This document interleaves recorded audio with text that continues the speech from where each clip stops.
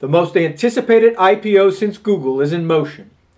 Facebook is going public, and its 27-year-old founder, Mark Zuckerberg, will soon enter the rarefied air of the world's wealthiest people. But the $100 billion question for investors is whether Facebook will follow in Google's footsteps or mimic the more recent and less impressive internet IPOs such as LinkedIn and Zynga. I'm reticent to weigh in because I thought investing in Google's IPO was folly. I was a tad off on that one. So it would be easy to jump on the Facebook bandwagon, but my gut tells me its long-term financial prospects will fall short of Google's. Then again, my gut is more an AARP demographic than a prime Facebook target. So I have to temper the fact that I have no use for the product against the reality that 845 million other people do. That's right, Facebook has 845 million users. Yes, those 845 million users are a jackpot for advertisers, but they're also a double-edged sword. With that many existing users, where's the upside? The company's own filing cited only 2 billion global internet users, which means Facebook already has 40% market share. Is the global population large enough for Facebook to match Google's growth? There are about 7 billion people in the world. Roughly 1.5 billion are either under the age of 9 or over the age of 50.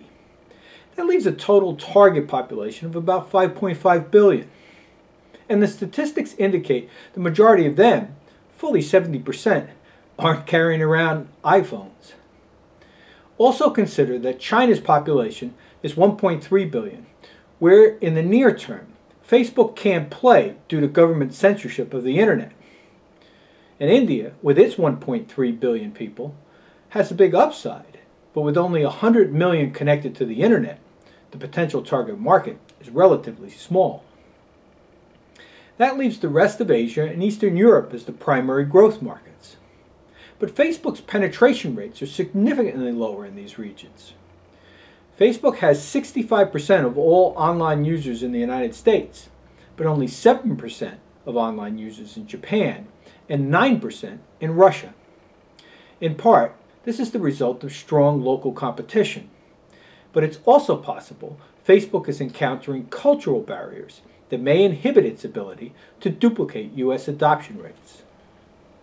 Nonetheless, the company's financials are impressive. Last year, Facebook generated $1 billion in profit on $3.7 billion in revenues. Over the past 2 years, revenues have increased at a 118% clip, and operating margins average 49%. 85% of the revenues come from advertising, with the remainder coming from other fees and social gaming, primarily Zynga. From 2010 to 2011, the number of ads delivered grew 42%, and the price per ad increased by 18%. These are Google-esque numbers, and Facebook's growth is slightly higher than what Google registered in the years surrounding its public offering. Impressive numbers indeed, but not as impressive as the estimated IPO valuation of up to 100 times earnings. Such a lofty PE harkens back to the dot-com days. A major risk in investing in Facebook is that doing so is placing a heavy bet on Mark Zuckerberg's ability to sustain the company's momentum. That's because the company plans to issue 2 classes of stock, and Zuckerberg will retain 57% of the voting stock. And the company's structure means that it will not be required to have independent outside directors. So the question is, how much faith do you have in a 20-something CEO who is more passionate about the cause than the cash? Zuckerberg is an idealist, albeit a brilliant one, but he is only 27 and may not fully grasp or accept the realities of the world. Some of Mr. Zuckerberg's perspectives on life and business provide insight into his management philosophy. He has made such statements as, Facebook was not originally created to be a company, it was built to accomplish a social mission. He's also said, we don't build services to make money. We make money to build better services.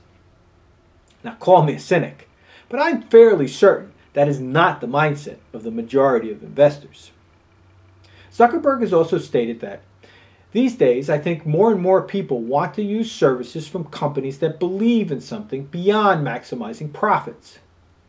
Well, you'd like to think so, but I suspect most people couldn't care less whether a company believes in something. What the majority of consumers care about is buying a good product at a good value. Perhaps this generation will be different, but I wouldn't bank on it. Other Zuckerberg musings include: society is at a tipping point because of the internet. Facebook gives people the power to share and help them once again transform many of our core institutions and industries. That includes changing government. Over time, we expect governments will become more responsive to issues and concerns raised directly by all their people, rather than through intermediaries controlled by a select few. These are noble thoughts that I hope come to fruition, and I admire him for attempting to leverage Facebook to forward these goals, but will doing so make a good financial investment? For Facebook to replicate Google's success, it must not only grow its user base, but squeeze more from existing users. To accomplish that, it must establish new forms of advertising, including the soon-to-launch sponsored stories, which provide advertisers access to the crown jewel homepage. So assuming Facebook stock goes out at a PE between 75 and 100, here's my take. And let me preface my remarks with the usual disclaimer. I am not a financial advisor, nor do I play one on YouTube. This is not investment advice, but rather my opinion. So here goes. Facebook stock will take off like a rocket at the IPO, but will quickly come back to earth, probably within a week or two. It will tread water for a quarter or so in anticipation of quarterly earning announcements. With a PE of 3 to 5 times that of Google, the company will have to announce some blockbuster numbers to generate any stock appreciation. Regardless, I suspect the interest in the stock will continue and it will gradually ascend. However, over the next couple of years, I don't see how Facebook can match Google's financial or stock performance.